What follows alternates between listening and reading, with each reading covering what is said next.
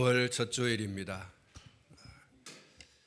동토가 녹는 그리고 만물이 소생하는 그런 새봄을 맞이했습니다.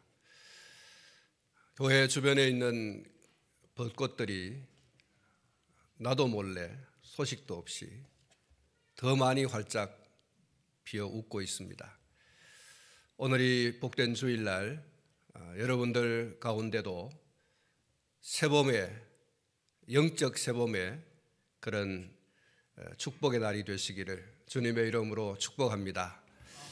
여러분의 심령이 살아나고 여러분의 얼굴에 웃음꽃이 피어나고 또 여러분의 삶에 활기가 돋는 그런 은혜의 역사가 있는 출발점이 되시기를 주님의 이름으로 축복합니다. 오늘 아침에 저는 읽어드린 이 본문을 중심해서 시바와 심의라고 하는 이 제목으로 말씀을 드리려고 합니다. 오늘 이 본문 1절부터 4절 말씀까지는 시바에 대해서 말씀을 하고 있고 5절부터 14절까지는 심의에 대해서 말씀을 해주고 있습니다. 이 두 사람은 다윗의 이 피난길과 깊은 관련이 있는 사람들입니다. 결론적으로 말씀을 드리면 이 두 사람은 우리 인생길에 절대로 만나서는 안 될 사람인데 그럼에도 불구하고 또 만나게 될 사람들이기 때문에 주목해 둘 필요가 있다. 이렇게 말씀을 드리도록 하겠습니다. 먼저 오늘은 이 시바에 대해서 말씀을 좀 드리고 다음에 심의에 대해서 말씀을 드리려고 합니다. 사무엘하 9장 2절 말씀에 보면 이 시바라고 하는 사람은 사울의 집에 속한 종이라고 소개를 하고 있습니다. 사울의 집에는 종 한 사람이 있으니 그의 이름은 시바라. 그를 다윗의 앞으로 부르매 왕이 그에게 말하되 내가 시바냐 하니 이르되 당신의 종이니이다 하니라. 사울의 집에 하인으로서 사울의 집을 돌보는 사람이 바로 시바다라고 소개를 하고 있는 것이죠. 그리고 이 사울이 죽은 다음에는 다윗이 사울의 손자요 요나단의 아들 무비보셋을 위하여 이 시바가 그 집을 돌보도록 명령한 것을 볼 수가 있습니다. 사무엘하 9장 9절부터 11절 말씀에 보면 왕이 사울의 시종 시바를 불러 그에게 이르되 사울과 그의 온 집에 속한 것은 내가 다 내 주인의 아들에게 주었노니 너와 내 아들들과 내 종들은 그를 위하여 땅을 갈고 거두어 내 주인의 아들에게 양식을 대주어 먹게 하라. 그러나 내 주인의 아들 무비보셋은 항상 내 상에서 떡을 먹으리라 하니라.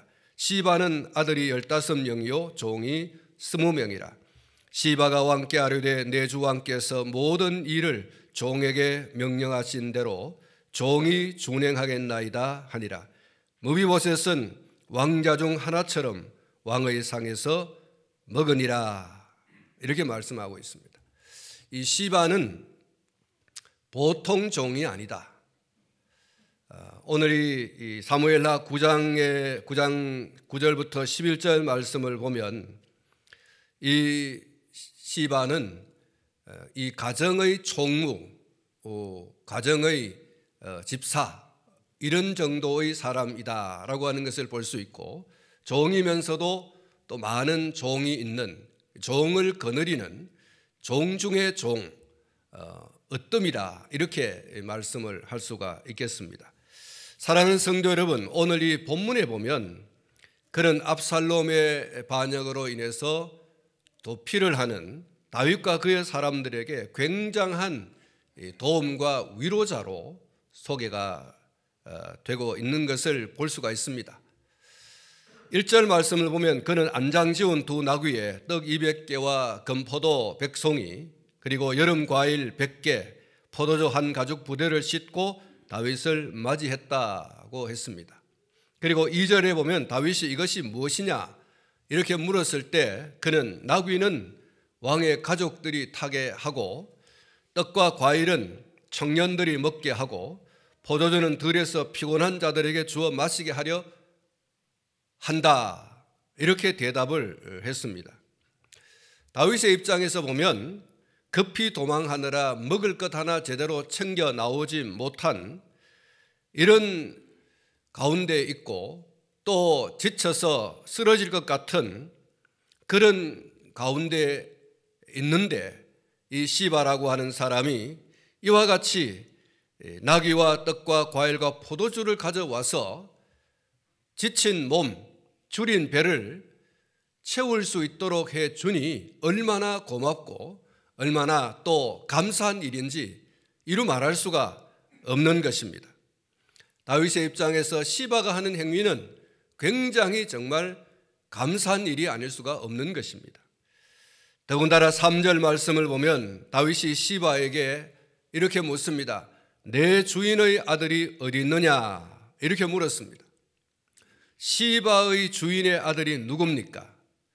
그는 사울의 손자요 요나단의 아들 무이보셋을 가리키는 것입니다. 다윗은 시바에게 무이보셋은 무엇을 하고 너 혼자 여기 왔느냐 이런 질문인 것입니다. 앞에서도 말씀을 잠시 했습니다마는 무이보셋은 다윗의 특별한 은혜를 입은 사람, 다윗으로부터 특별한 사랑을 받은 사람이다, 이렇게 말씀을 할 수가 있겠습니다.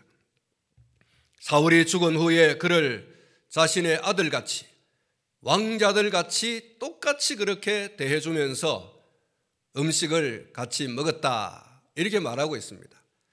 누구와 음식을 같이 먹는다고 하는 것, 특별히 왕이 누군가를 불러서 계속해서 식탁에 앉아 음식을 함께 나누는 사람으로 이렇게 맞아들이는 것은 굉장히 친밀한 관계라고 하는 것을 보여주는 것입니다.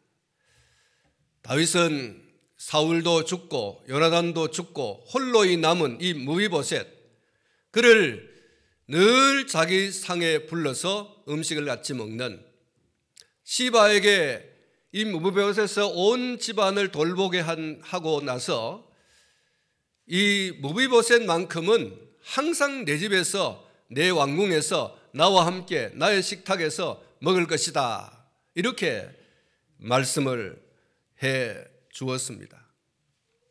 그러므로 정말 이 다윗과 그리고 이 무비보셋은 한 가족이나 다름이 없는 것이죠. 다윗이 그렇게 대해 주었다는 것입니다.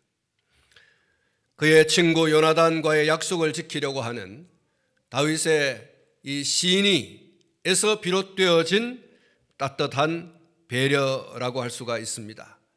더군다나 이 무비보셋은 다리를 저는 장애를 앓고 있는 사람이었습니다. 그래서 다윗은 이 무비보셋을 더 특별하게 대해 주었던 것입니다. 그런데 그런 은혜를 입은 그가 지금 은혜를 베풀어 준 다윗이 그의 아들로 인해서 도피를 하고 있지 않습니까? 얼마나 급히 도망을 갔든지 신발도 신지 않은 채로 뒷문을 통하여 도망을 갔다, 이렇게 말하고 있는 것입니다. 이런 참 처량한 신세가 되어진 다윗을 그가 모를 리가 없습니다. 매일 한 상에서 먹던 다윗이기 때문에 무비보셋이 그 사실을 모를 리가 없죠. 그렇다고 하면 그는 어떻게 해야 됩니까? 그는 시바가 제공하고 있는 이와 같은 것들을 가지고 누구보다도 먼저 다윗에게로 달려가 다윗을 위로하고 다윗에게 힘을 주고 당신의 고난을 나도 함께 당하고 당신과 함께 가는 곳에 가고 당신이 죽는 곳에서 나도 죽겠습니다, 이렇게 생사고락을 공언하면서 다윗과 함께 해야 할 사람이 바로 이 무비보셋이라는 것이죠.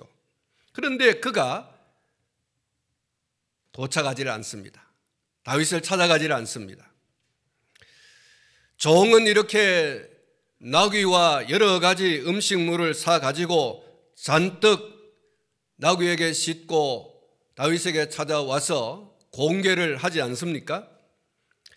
주인이면서 특별한 은혜를 받은 이 무비보셋은 나타나지 않았습니다. 그런데 더 다윗의 심기를 건드린 말을 이 시바가 다윗에게 고합니다. 그것은 무비보셋이 왕위를 찬탈하려 한다라고 하는 그런 이야기입니다. 3절 중반절에 보시면 다윗이 시바에게 내 주인의 아들이 어디 있느냐 이렇게 물었을 때 시바의 대답이 소개가 되고 있습니다. 예루살렘에 있는데 그가 말하기를 이스라엘 족속이 오늘 내 아버지의 나라를 내게 돌리리라 하나이다 하는지라. 이게 앞에 말씀을 드렸던 왕위를 찬탈하려 한다. 지금 나라가 어수선한 이런 틈을 타서 이 무비보셋이 과거의 사람들을 등에 업고 왕위를 찬탈하려 하고 있다. 그런 음모를 꾸미고 있는 중입니다. 이렇게 이야기를 하게 되어집니다. 시바의 말은 정말 배은망덕한 행동을 하려 하고 있는 그런 모습이라고 할 수가 있겠습니다. 다윗이 들을 때에 여러분 어떤 생각이 들겠습니까? 다윗은 장애를 앓고 있고 아버지를 먼저 잃어버렸고 그가 의지하던 그의 할아버지 사울도 죽어버렸고 이제 혈혈단신 홀로 세상을 살아가고 있는 이 무비보셋을 다윗은 자기 아들처럼 여겨서 사랑하고 그렇게 예우를 하고 배려를 해 주었습니다. 그런데 지금 자기를 찾아와 주지도 아니하고 더군다나 또 왕위를 찬탈하려고 음모를 꾸미고 있다고 하니까 다윗이 들을 때에는 아니 이런 배은망덕한 자가 있는가? 아무도 거두어주지 않는 자신을 거두어서 아들처럼 그렇게 대해 주었는데 어려움을 당한 자신을 찾아와서 위로와 고난을 함께 하겠다 이렇게 하지는 못할 망정 왕위를 찬탈하려고 음모를 꾸미고 있다라고 하는 이런 이야기를 들었을 때 인간적으로 다윗은 소위 좀 속되게 말하면 피가 거꾸로 도는 겁니다. 아니 이럴 수가 있는가? 아무리 그래도 내가 지금 어려움을 겪고 있고 내가 언제 다시 돌아가서 그 왕의 자리를 왕좌를 내가 차지할지 알 수 없는 이와 같은 상황 속에서 아니 이럴 수가 있는가? 등에 칼을 꽂는다는 말처럼 이렇게 은혜를 원수로 갚는 이런 일이 있을 수가 있는가?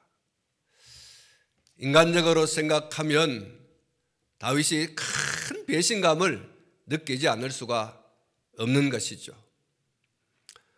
시바에게는 뭐 그렇게 다정하게 배려하거나 뭘 이렇게 하사하거나 이런 일이 없는데도 불구하고 종의 자리에 있는 이 사람이 나귀를 끌고 와서 거기에다가 또 온갖 음식물을 싣고 와서 다윗과 그의 식구들을 위하여 또 그의 사람들을 위하여 뭐 이렇게 나누어 주려고 하는 이러한 어떤 모습을 보여주면서 다윗의 고난과 함께 하고자 하는 이 시바의 모습은 정말 다윗이 소위 말해서 감동을 받은 것이죠. 그래서 여러분 다윗이 뭐라고 합니까? 다윗이 이 시바에게는 무비보셋의 모든 재산이 너의 것이다. 무비보셋의 모든 재산을 네가 가져라. 이렇게 말을 하고 있지 않습니까? 왕이 시바에게 이르되 4절 말씀입니다. 왕이 시바에게 이르되 무비보셋에게 있는 것이 다 내 것이니라 하니라. 시바가 이르되 내가 절하나이다. 내 주 왕이여 내가 왕 앞에서 은혜를 입게 하옵소서 하니라. 다윗이 시바로부터 무비보셋의 그 일련의 행동 이야기를 들었을 때 피가 거꾸로 돌아요. 그래서 그가 즉시로 무비보셋에게 있는 모든 재산이 너의 것이다, 이렇게 말을 합니다. 사랑하는 성도 여러분, 우리는 여기에서 무비보셋의 모든 재산을 시바에게 줘버리는 다윗의 결정이 무언가 석영치 않음을 알 수가 있습니다. 그것은 무비보셋이 왕위를 찬탈하려 한다라고 하는 이 시바의 말에 대해서 다윗이 전혀 검증을 하지 아니하고 성급하게 결정을 해버린 것입니다. 격한 감정을 감추지 못하고 격한 감정을 절제하지 못하고 그는 말을 쏟아내버린 거죠. 무비보셋에게 있는 모든 재산이 너의 것이다, 이렇게 해버린 것입니다. 한 번도 시바의 말이 정말일까, 진실일까, 정직한 말일까를 생각해 보지 않습니다. 감정에 충실하여, 격한 감정에 충실하여 그가 이렇게 경솔히 말을 해버린 것입니다. 그는 시바가 가져온 나귀와 또 넘치는 음식물과 포도주의 마음을 빼앗겨 버렸습니다. 더군다나 아무것도 제대로 챙길 수 없는 그 피난길에 시바의 음식물은 그의 마음을 빼앗기에 충분했습니다. 그리고 또 흥분할 수밖에 없었던 것은 말씀을 드린 것처럼 시바가 이렇게 챙겨와서 위로해 주는 시간에 자신으로부터 크나큰 은혜를 입은 무비보셋이 코빼기도 보이지도 않을 뿐만 아니라 이스라엘의 왕위를 찬탈한다라고 하는 그 이야기인 것입니다. 다윗의 입장에서 보면 정말 괘씸하기 짝이 없는 일이 벌어지고 있는 것이죠. 그런 생각을 하기에 충분했습니다. 그럼에도 불구하고 삼사일언이라고 하는 말이 있듯이, 그리고 어떤 누군가가 누군가에 대해서 이야기를 할 때에 그것이 시비거리가 되고 또 그것이 송사거리가 될 만한 어떤 것이 어떤 사람의 입에서 나오게 되면 그것이 진실일까, 정직일까, 참일까, 이것을 한번 생각해 보고 결정을 해야 되지 않겠습니까? 그렇게 해도 결코 늦지 않는 것입니다. 내가 지금 하는 결정이, 성급하게 내리는 결정이 이후에 뒤집어지는 일을 당할 때에는, 그런 일을 만나게 될 때에는 그렇게 결정해버린 내가 얼마나 부끄럽겠습니까? 그리고 또 그 일을 통해서 어떤 사람이 큰 낭패를 당하고 손해를 입고 인격을 무시당하고 짓밟히고 이렇게 되어져 버린다고 하면 그걸 어떻게 회복할 수가 있다는 말입니까? 시바가 이런 말을 할 때 다윗이 이건 정말 나라를 전복시키려고 하는 어떤 행위가 아니겠습니까? 반역의 행위지 않습니까? 그렇다고 하면 그렇게 자기가 사랑을 쏟아부었던, 그리고 여인의 사랑보다 더한 사랑을 나누었던 그의 아버지 요나단을 생각한다면 그는 한 번 더 생각을 해 보아야 하는 것입니다. 시바가 하는 오늘 이 말이 정말일까? 내가 그렇게 사랑을 쏟아부었던 무비보셋이 과거의 사람들과 손을 잡고 그 왕좌를 차지하려고 하고 있는 것인가? 이렇게 한번 생각해 보고, 그리고 조금 지나 얼마든지 무비보셋을 불러올 수가 있는 것입니다. 그리고 그에게 시바가 하는 말이 정말이냐라고 물어보든지, 시바와 완전히 대조해서 대면하게 해서 그것이 사실인지 아닌지를 물어보고 결정을 해도 늦지 않아요. 그런데 다윗은 성급하게 시바의 말만 듣고 그는 경위를 알아보지도 아니하고 무비보셋의 모든 재산을 시바에게 다 가지라고 해버리고 말았던 것입니다. 사랑하는 성도 여러분, 제가 왜 이렇게까지 말씀을 드리는지 아시겠습니까? 시바의 말 속에는 자신의 주인인 무비보셋을 음해하려고 하는 악한 의도가 숨어 있습니다. 사랑하는 성도 여러분, 사무엘하 19장 24절로 30절 말씀을 보면 요압이 압살롬의 이 난을 제압하고 다윗이 예루살렘 궁으로 돌아오는 길에 드디어 무비보셋이 다윗을 만나게 됩니다. 자신이 도피하던 다윗을 맞이하지 못하고 다윗의 고난에 함께하지 못한 연유를 그가 소상하게 다윗에게 이야기를 하게 되어집니다. 무비보셋의 그 말 속에 시바가 준비하여 다윗에게 준 그 모든 것이 무비보셋이 준비하고 그것을 다윗에게 가져가서 다윗과 그의 사람들에게 주려고 했던 것이었음을 그가 이야기하게 되어집니다. 그런데 왜 시바가 그것을 무비보셋을 제쳐놓고 가져가 마치 자신이 한 것처럼 그렇게 했을까? 여러분, 말씀을 드렸습니다마는 무비보셋은 다리가 저는 장애를 앓고 있습니다. 시바가 그 점을 이용한 것입니다. 이 무비보셋이 자기 혼자의 힘으로는 나귀를 타거나 또 걸음을 걸어서 다윗이 도피한 그곳에까지 무사히 갈 수가 없는 것을 알고 그는 그의 주인인 무비보셋을 놔두고 재빨리 이 무비보셋이 눈치를 채지 못할 만큼 아주 재빨리 나귀를 끌고 다윗에게로 갔던 것입니다.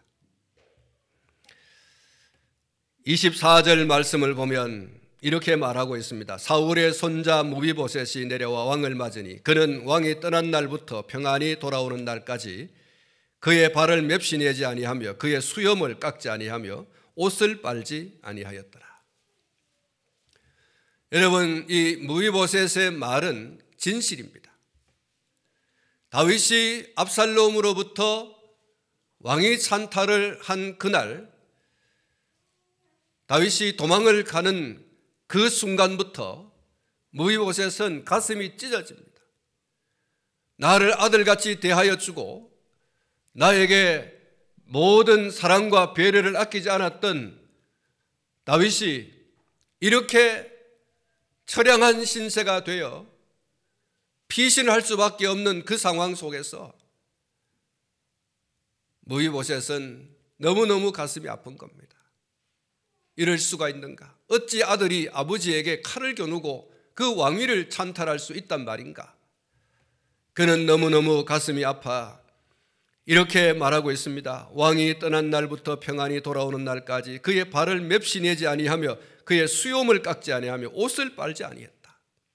여러분, 여기 발을 맵시 내지 않았다, 수염을 깎지 아니했다, 옷을 빨지 아니했다라고 하는 이 부분에 대해서 호크마 주석을 보면 이렇게 해석을 해놓고 있습니다.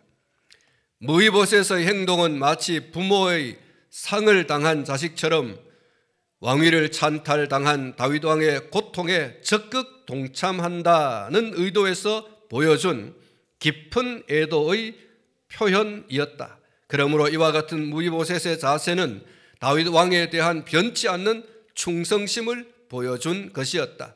더욱이 새로운 집권자인 압살롬의 주변에서 다윗 왕을 위해 애도의 표시를 나타낸 것은 어떠한 환경 속에서라도 오직 다윗 왕만을 섬기겠다고 하는 그의 굳은 의지를 보여주는 것이었다. 사랑하는 성도 여러분, 무이보셋은 다윗 왕이 그의 아들 압살롬에 의해서 도피하는 그것을 마치 부모를 잃은 것처럼 그렇게 고통스러워하고 그렇게 슬퍼하고 마음이 아팠다는 거예요. 그리고 그러한 것을 적나라하게 드러냈어요. 지금 그가 그러한 표현을 할 수 있는 그 상황, 그 환경, 여러분 그것이 어떤 겁니까? 지금 압살롬이 왕좌를 차지하고 떵떵거리고 있는 왕궁에서 벌어진 일이에요. 그가 만약 정말 왕위를 찬탈하려고 하는 어떤 음모를 꾸몄다고 하면 이런 모습을 취할 수가 없어요. 압살롬이 지금 기세를 올리고 있는 그 마당에 그가 이렇게 다윗을 위하여 이렇게 슬퍼하고 이렇게 애통해하면서 그의 가슴을 찢는 이와 같은 행동을 할 수가 없는 것이고, 왕위를 찬탈한다고 하더라도 이런 행동을 할 수가 없는 것이지요. 사랑하는 성도 여러분, 무이보셋은 꿈에라도 다윗의 고난과 아픔을 자기 기쁨으로 생각해 본 적이 없습니다. 더군다나 어수선한 그 전국을 틈을 타서 다윗의 이스라엘의 왕이 되겠다라고 하는 그런 생각은 더더욱 해본 적이 없는 것입니다. 그는 다윗이 압살롬에게 쫓겨서 왕좌를 뒤로하고 살기 위해서 왕궁을 떠났을 때 얼마나 마음이 아프고 얼마나 괴로웠는지 다윗이 왕궁을 떠나던 그 시각부터 다윗의 고난에 동참했다. 압살롬이 이 다윗의 군사령관 요압에 의해서 제압을 당하고 다윗이 다시 예루살렘 궁으로 돌아오는 그 순간까지 그는 다윗의 고난에 동참한다고 하는 의미로 발도 맵시 안 내고, 그렇게 그의 그 수염을 깎지도 아니하고 옷을 빨지도 아니하고 그렇게 했다는 거예요.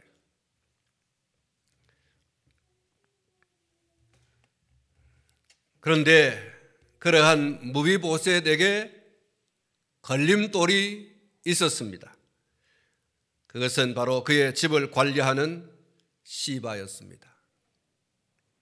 시바는 다리를 저는 주인 무비보셋을 따돌리고 그의 주인 무비보셋이 다윗을 위해 준비한 것으로 다윗의 환심을 사려고 했습니다. 그가 다윗의 환심을 사려고 한 궁극적인 목적이 뭐냐?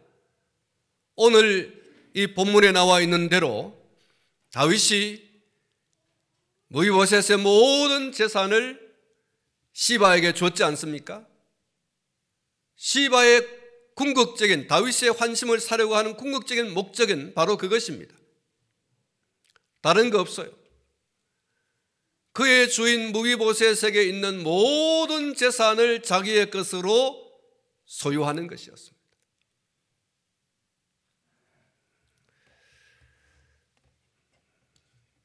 그는 그의 주인을 위한 어떤 행동도 하지 않았고 정말 다윗을 위한 어떤 행동을 한 것이 아니었습니다. 그의 숨겨둔 은밀한 계산은 다윗의 환심을 사서 그의 주인 무비보셋의 재산을 모두 자신이 취하는 것, 그것이 그가 나귀를 끌고 나귀에 음식물을 잔뜩 심고 다윗을 찾아간 이유입니다. 다윗을 위로하고 다윗의 고난에 동참하고 그런 의미가 전혀 없어요. 그의 음흉한 이 계획은 그의 뜻대로 되었습니다. 그는 압살롬이 피하고 다윗이 다시 왕궁으로 돌아오게 될 것을 내다보고 있었고, 그는 그러한 미래를 내다보면서 그는 계산을 했던 겁니다. 다윗은 반드시 돌아오게 될 것이고, 다윗이 돌아오면 내가 그에게서 뭔가를 얻어야 되겠는데 그러려고 하면 내가 다윗에게 잘 보여야 된다. 여기에 꽂히게 되니까 그가 그의 주인 무비보셋이 다윗을 위해서 준비한 그것을 그 주인 몰래 빨리 끌고 가서 다윗에게 줌으로 다윗의 환심을 사게 되었고, 더군다나 앞에 말씀을 드린 것처럼 나의 주인은 당신의 고난에 대해서 전혀 관심이 없다. 그의 관심이 있다고 하면 이 어수선한 이 틈을 타서 당신의 왕의 자리를 차지하는 바로 그 음모를 꾸미고 있는 것이다. 바로 이것이 시바가 가지고 있었던 음흉한 계획입니다. 그렇게 함으로 주인의 모든 재산을 자기의 것으로 돌려놓는 이 악한 계획, 이것이 시바의 계획이었습니다. 그는 자기 이득을 위해서 기회를 엿보던 전형적인 기회주의자였습니다. 더욱이 그는 남의 약점을 딛고 일어선, 남의 약점을 이용해서 자기 이익을 챙기는 몰인정한 악인이었습니다. 그가 진정 선한 사람이었다고 하면 그는 다리를 저는 그의 주인 무비보셋을 도와서 피신하는 다윗을 만나게 하고 그동안의 은혜에 보답할 수 있도록 적극적으로 협력을 했을 겁니다. 그가 나귀를 준비하고 나귀의 안장을 지워 그 여러 가지 음식물을 포도주까지를 포함해서 다윗에게 가져간 그 모든 것은 그가 준비한 것이 아니라 그의 주인 무비보셋이 다윗을 위하여 준비한 것이죠.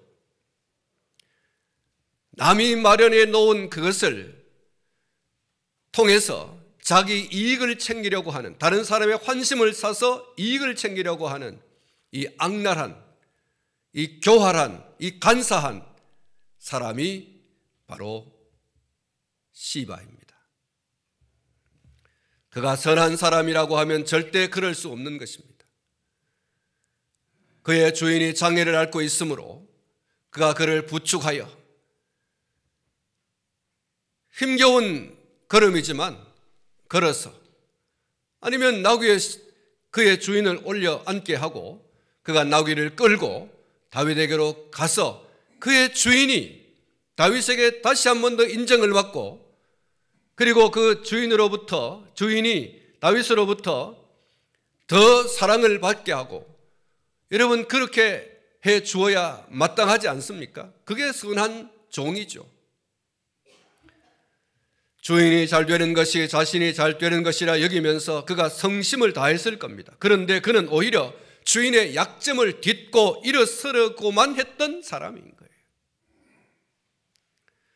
그리고 마침내 주인에게 욕을 돌리고 자신이 영광을 차지했습니다. 그래서 그는 기회주의자의 전형이라 할 수밖에 없는 사람인 겁니다. 사랑하는 성도 여러분, 다른 사람의 약점을 이용해서 절대로 이득을 보지 않기를 바랍니다. 절대로 그런 생각을 하지 않기를 바랍니다. 다른 사람의 약점을 딛고 일어서서 영광을 차지하려고 하는 이러한 악행을 하지 말라는 겁니다. 다른 사람을 모함하고 중상하고 모략해서 고통의 도가니 속에 밀어넣고 자기는 영광을 차지하는 이러한 교활한 인간이 되지 말라는 겁니다. 사랑하는 성도 여러분, 거짓말로 위증으로 누군가의 환심을 사고 이득을 보려고 하는 그런 악행 저지르지 말아야 합니다. 나의 위증과 나의 거짓말로 나는 이득을 볼 수 있지만 누군가는 피눈물을 흘리게 되는 겁니다. 하나님께서 출애굽한 이스라엘 백성들에게 말씀하셨습니다. 하나님께서 애굽에서 구원한 당신의 백성에게 이렇게 말했습니다. 내 이웃에 대하여 거짓 증거하지 말라. 하나님 당신의 백성이 살아가는 삶의 현장 속에서 철칙처럼 지켜야 할 그 원칙을 하나님께서 당신의 백성들에게 주신 것이죠. 위정하지 말라, 거짓 증거하지 말라. 그리하여 어떤 이득을 보고 그로 인하여 어떤 사람이 큰 고난과 고통을 애매히 당하는 일이 없게 하라는 얘기 아니겠습니까? 사랑하는 성도 여러분, 내가 위정하고 거짓말로 무엇을 얻어서 내가 다른 사람의 약점을 딛고 일어서서 뭔가 얻었습니다. 영광을 얻었습니다. 뭔가를 차지했어요. 여러분, 그것이 그의 인생에 정말 영광이겠습니까? 정말 그것이 유익이겠습니까?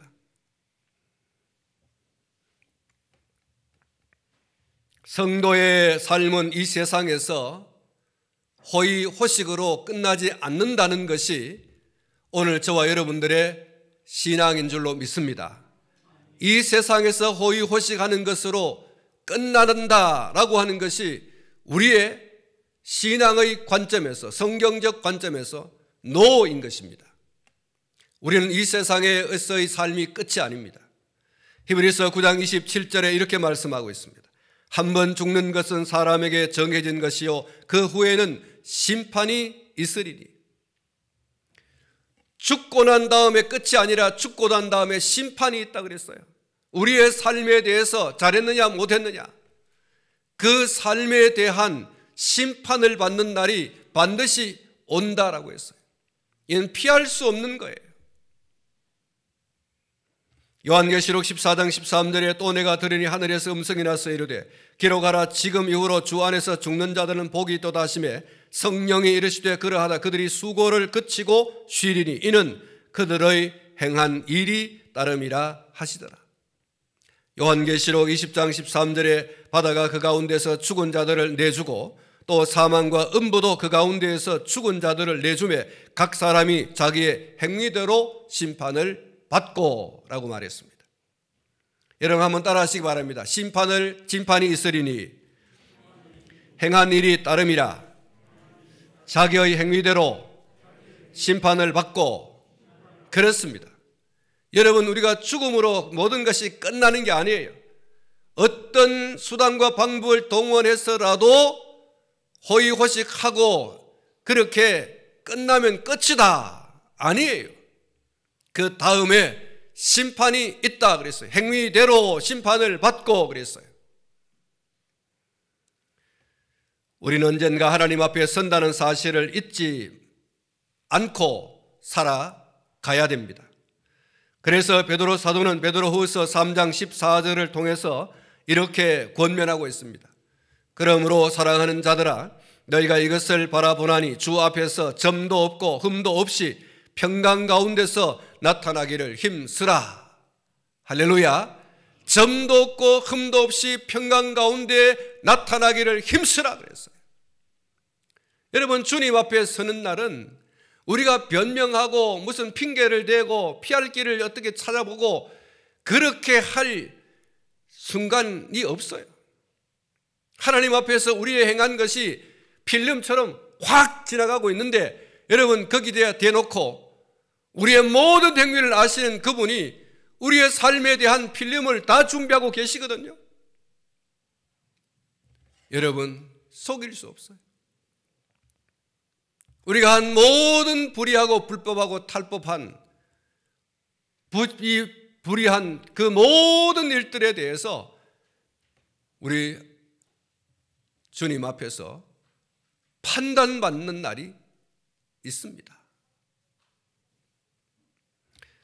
우리가 혹시 구원받지 못하는 것 아니냐? 그럴 수는 없겠지요. 예수를 구주로 믿어 구원은 받았겠지만 여러분, 구원받는 사람이라고 해서 다 천국에 들어갈 때 기쁘고 즐겁게 가는 게 아니라 그랬어요. 어떤 사람은 자기의 삶에 필름이 확 돌아가기 때문에 얼굴이 뜨끈뜨끈 하게 되고 천국에는 들어가지만 부끄럽다 그랬어요. 사랑하는 성도 여러분, 점도 없고 흠도 없이 평강 가운데 나타나기를 힘써라.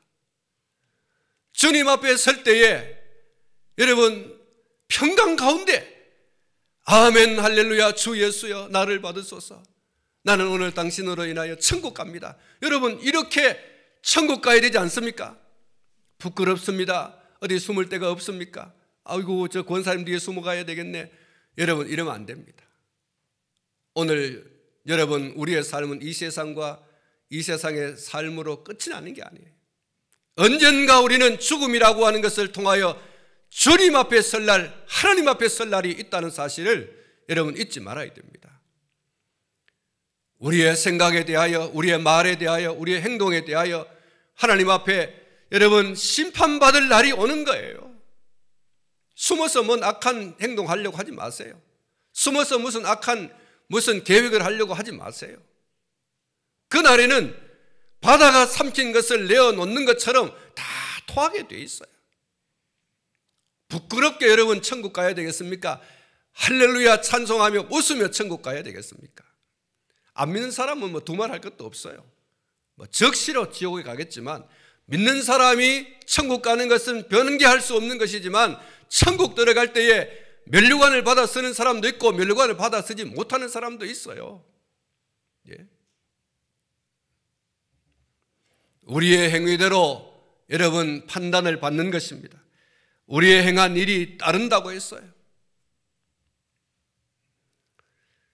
여러분 베드로 사도가 우리에게 전해준 이 말씀을 우리가 정말 참 진심으로 묵상하고요, 그날 그때 그 장소에서 점도 없고 흠도 없이 평강 가운데 주님 만나고 주님 우리 위하여 예배해 놓으신 저 하늘 면션 천국에 들어갈 수 있게 되기를 축원합니다.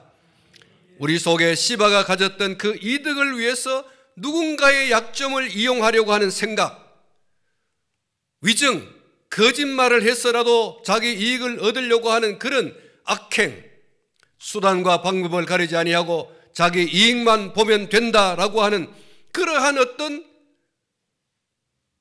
악이 도사리고 있다고 하면 예수님의 이름으로 끊어내시기를 축원합니다. 여러분 끊어내셔야 돼요. 오늘 여러분 가운데 혹시라도 누군가의 약점을 이용해서 내가 이득을 보려고 하는 어떤 생각이 있다고 하면요, 그런 계획이 세워져 있고 그것이 진행되고 있다고 하면 빨리 끝내세요. 끝내야 됩니다. 언젠가 우리가 하나님 앞에 설 텐데 그 일에 대하여 누가 말하지 않아도 여러분 우리 입으로 술술 얘기할 때가 온다 그랬어요. 여러분 하나님의 손에 빠져들어가는 것을 두려워하고 무서워해야 됩니다. 사람 눈이 두려운 게 아니고 세상 권력이 두려운 게 아니고요, 하나님이 두려운 줄 아셔야 되는 거예요. 하나님 앞에 서게 될 그날 그 장소 그 때를 기억하는 우리의 지혜가 있기를 축원합니다. 이 지혜가 있어야 돼요. 그냥만 내 마음대로 막 살다가 나는 그것으로 뭐 끝나는 거 아니냐. 여러분 우리의 신앙이 정녕 그렇다고 하면 우리의 신앙이 잘못 지어지고 있는 것이죠. 집이. 우리는 언젠가는 주님 앞에 선다고 하는 이 종말론적 신앙, 여러분 그것을 봐야 돼요. 성경은 우리에게 이렇게 말하고 있지 않습니까? 아벨이 그의 형에 의하여 죽임을 당했지만 하나님은 그의 예물에 대하여, 그의 제사 제물에 대하여 하나님이 증인이다 그랬어요.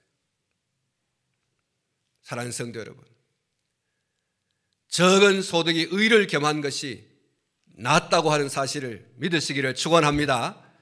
시바처럼 다윗의 환심을 사서 주인의 재산을 착복하려고 하는 이 음흉한, 이 교활한, 이 간사한 이 계획, 그가 그것을 소유했을는지는 모르지만 언젠가 그도 다 내려놓고 하나님의 심판 앞에 설 날이 올 거예요. 하나님께서 뭐라고 하겠습니까?